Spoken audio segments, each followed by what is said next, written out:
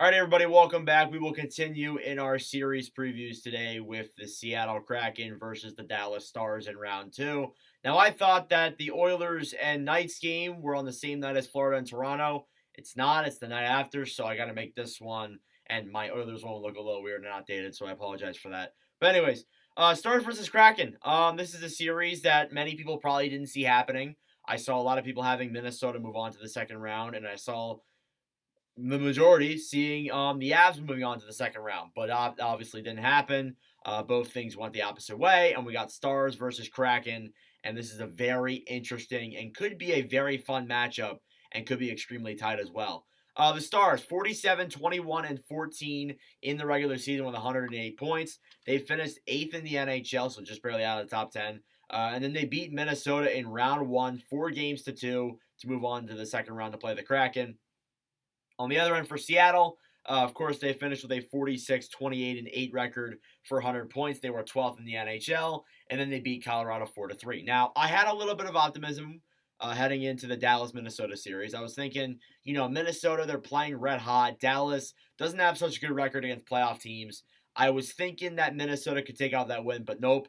Dallas wins 3 straight after going down 2-1 against them. And I actually, when they went up 2-1, I actually thought that was Minnesota's series. But then it turned out to be that Dallas just fired right back. And it honestly did look like it was going to go 7 and go back and forth and go to a game 7. But Dallas seemed to capitalize on that and just win the series altogether. Part of that was Ottinger, other part was Hintz. It was a very hard and well fought series by both teams. On the other end, you got the Kraken Avalanche. The Avalanche, of course, were down some players. They were down Landeskog, they were down Cogliano and Darren Helm. So that definitely hurts. But the Kraken still, they played a really well, hard-fought series. It goes to show how deep they are. This is a team with plenty of experience in the Stanley Cup for sure. And when we get into their four scorers here, you can tell they all have experience or have won a Stanley Cup. So that's something to keep in mind. So without further ado, we'll get into that. Starting off with Roope Hintz for the Dallas Stars, of course, has had a really solid playoff series. And if you're looking for an MVP, it's definitely Roope Hintz for the Dallas Stars so far this playoffs. 6 games played, 5 goals, 7 assists, 12 points. Has been a very prominent forward for Dallas for sure. Just been firing on all cylinders. Been a very good player. And I expect that to carry into this second round against Seattle for sure. He just looks like that type of player that's playing really well right now. On the other end, you got Yanni Gourde. And this is the thing about Seattle. They don't have necessarily the talent or the star power to necessarily win a playoff series. They have the depth and they have the experience. And I think that's really what's going to carry them here if they're going to win against Dallas. You got Gourde, won a Stanley Cup with Tampa Bay, won 2 Stanley Cups with the Lightning. He played 7 games, had 1 goal, 5 assists, 6 points. So of course, he is the only player, and this is the only team that has less points in the amount of games that they played. So that is crazy to think, but that is the truth. So Gourde had a pretty solid playoff stint with the Avalanche, or against the Avalanche. And it just goes to show that you don't need superstar power to win in the playoffs. All you need is just a really solid, deep team and a very well-coached team. I hate to say that as a Flyers fan, but they were very well-coached. And honestly, it just goes to show that, they don't need all these superstar players. As it goes for Robertson, the second leading scorer on the Stars, Robertson, I don't want to say an underwhelming playoff, but not the necessarily like the hype we were expecting. But Robertson's still been good. 6 games played, 2 goals, 5 assists, 7 points. Really solid player. Just scoring pretty good rate. He's going to have to take a step up here if they want to beat the Kraken, because the Kraken can play pretty well. And as well as that too, you don't want them to score first. They have scored first in every game in that series against the Avalanche. So let them score first. But yeah, Robertson, really solid player. On the other end, you got Jaden Schwartz. Schwartz won a Stanley Cup with St. Louis. There you go, the experience. Schwartz, 7 games played, 2 goals, 3 assists, 5 points. Again, another really solid forward here for Seattle. Honestly, there's really nothing to say to it. They've all been playing really well. There isn't one specific guy that's going above and beyond. Everybody's kind of at the same level, and that just goes to show like how deep they really are. And it's impressive. You got Sagan, 6 games played, 4 goals, 2 assists, 6 points. Sagan, really solid forward.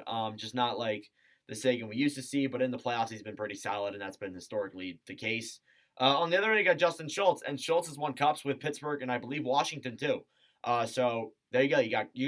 That's like 4 Stanley Cups right there 5 Stanley Cups combined with just those 3 skaters right there with the Kraken. So it goes to show that they got all these exiles from all these other teams, and it just goes to show like they're playing with a chip on their shoulder, and it's really fun to watch them play.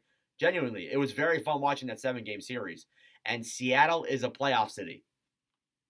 So Schultz, 7 games played, 1 goal, 4 assists, 5 points.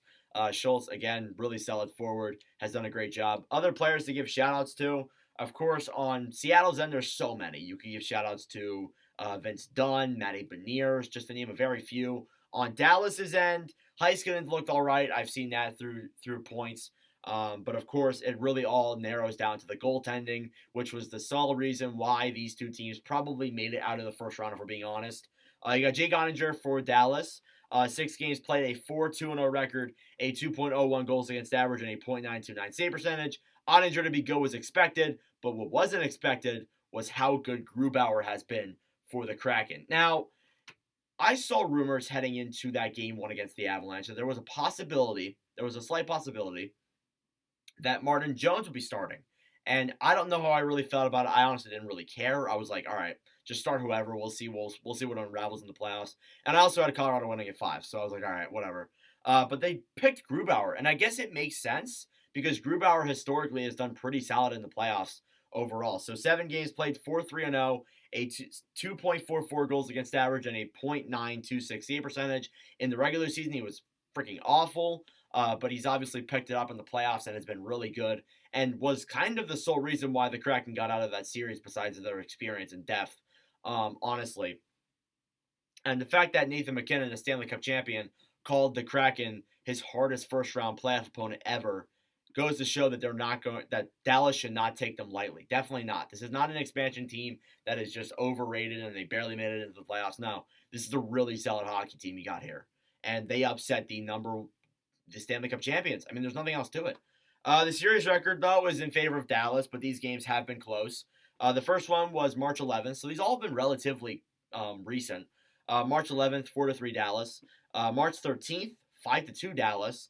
And then March 21st, 5-4 Seattle. So they've been all relatively close games throughout this stretch. So my prediction, who do I think is going to win this series? I think it's going to be pretty close. I really do think that.